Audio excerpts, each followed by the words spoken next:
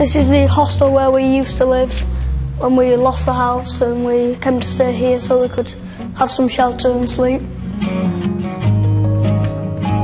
When I first saw the place, I was upset because it was like, it's so different from where I used to live. This is the only bedroom we had. I used to sleep on the top bunk, my sister used to sleep on the bottom bunk, and my mum slept on the bed there.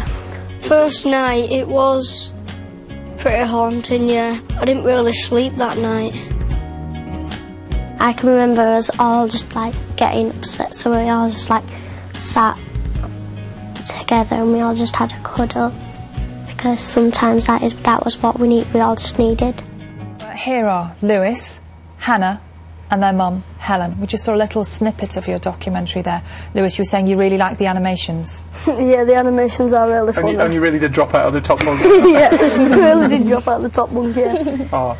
Lewis, you've had a tough time, as you say in the story. Just tell us a little bit about how difficult it was when your mum lost her job. Well, when my mum lost her job, it was very hard, because she had to keep finding jobs on the internet, but there wasn't any jobs on the internet, so it was quite hard for a family, for us, so we just had to stick to it and do our best to keep the family. Hannah, one of the things that I noticed was that throughout the time that all this stuff was happening with your mum and your dad, you knew all about it, didn't you? It wasn't a secret. You were really involved in it. How hard was that for you? It was hard because, like, it was hard knowing that your parents wasn't getting along when you kind of, like, at that point you needed each other to be getting along. And really hard when you had to move out of your house, from your bedroom, yeah, and everything else. I mean, what was that like the day you had to go? The day we had to go, it was upsetting because, like, we left all our friends behind, and also not just that, but we left a big part of our life behind. And Helen, I mean, for you, not only having to deal with everything that was happening to you, but also to try and help these two through it, it must have been doubly difficult. It was hard trying to think where to go, what to do, you know. But the kids have been so resilient, you know. No matter what we've done, they've just rose to it and been absolutely fantastic. That's the striking thing, isn't it, about the whole report? You realise how tough those children can be. But as I mentioned to Hannah, you chose to share everything with them. Why did you do that?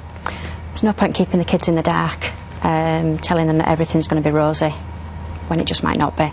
You know, I preferred to be quite honest with the pair of them that, you know, we're moving out, we're moving into a hostel, things will get better, you know, and things have got better, haven't they? And probably you two have been through something that lots of other children in the country have either been through or are going through now. What's life like for you now?